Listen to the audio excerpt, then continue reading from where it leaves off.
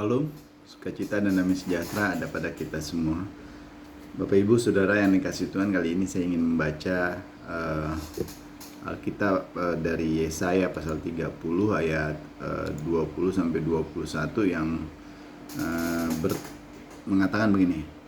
Dan walaupun Tuhan memberi kamu roti dan air serba sedikit, namun pengajarmu tidak akan menyembunyikan diri lagi, tetapi matamu akan terus melihat Dia, dan telingamu akan mendengar perkataan ini dari belakangmu. Inilah jalan, berjalanlah mengikutinya, entah kamu menganan atau mengiri.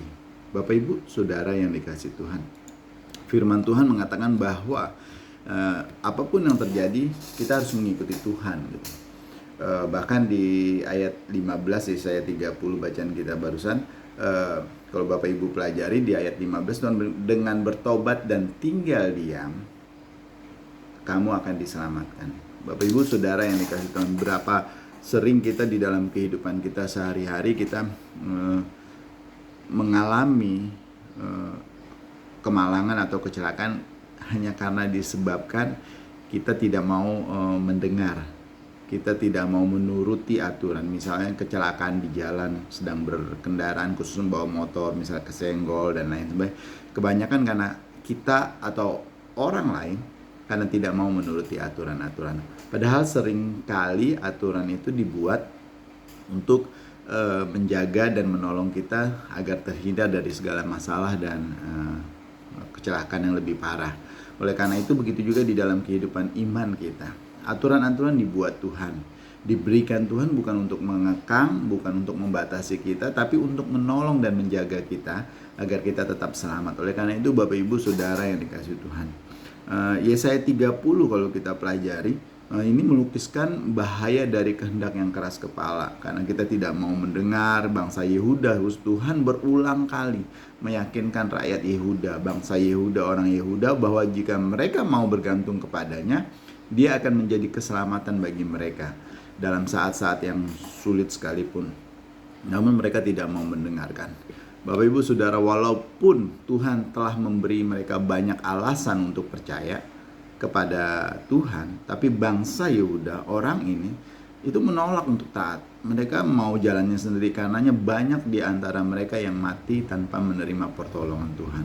Bapak Ibu Saudara yang dikasihi Tuhan, dalam perjalanan hidup kita sehari-hari sebagai orang percaya, Tuhan berkata bahwa kalau kamu mengasihi aku, Tuhan Yesus bilang, kamu akan menuruti segala firman-Ku.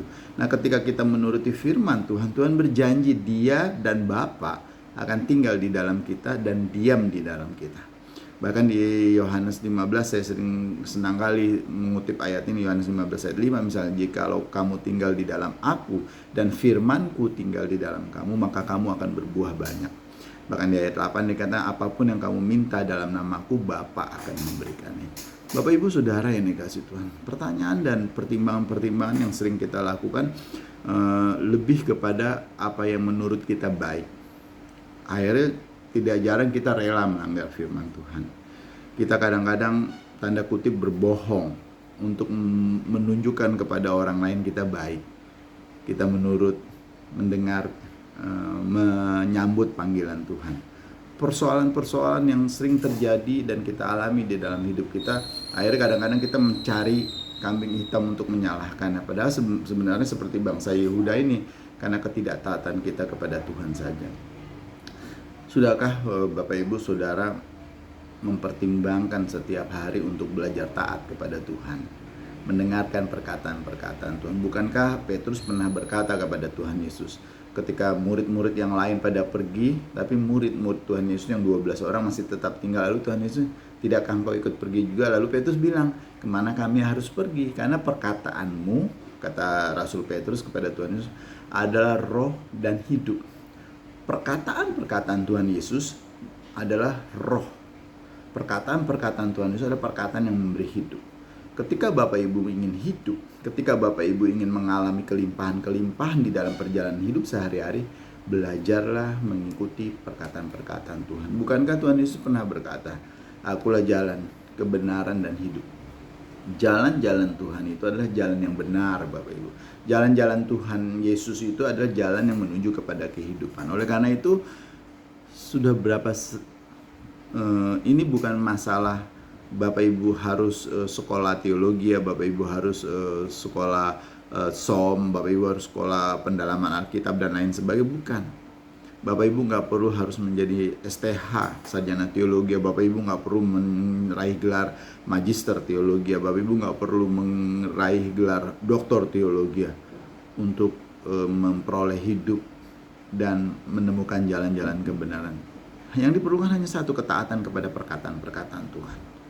Suara siapa yang saudara dengar? Ini bukan masalah diperlakukan belajar lebih banyak, taat lebih banyak, tapi sudah tahu kita belajar sama siapa. Oleh karena itu pertanyaan hari ini adalah, percayalah kepada Tuhan dengan menggunakan pengetahuan Bapak Ibu tentang firman Tuhan sebaik-baiknya. Kita akan mendapatkan rasa aman yang kita butuhkan ketika kita belajar mau taat kepada Tuhan. Oleh karena itu Bapak Ibu Saudara yang dikasihi Tuhan, dengarkanlah Tuhan, turutilah jalan-jalannya, belajarlah taat dan patuh kepada Dia. Tuhan memberkati kita semua. Terima kasih ya Tuhan Yesus untuk anugerah dan berkat-Mu. Kami bersyukur dan tolong kami untuk belajar taat kepada kebenaran-kebenaran firman-Mu. Di dalam nama Tuhan Yesus Kristus kami bersyukur. Haleluya. Amin.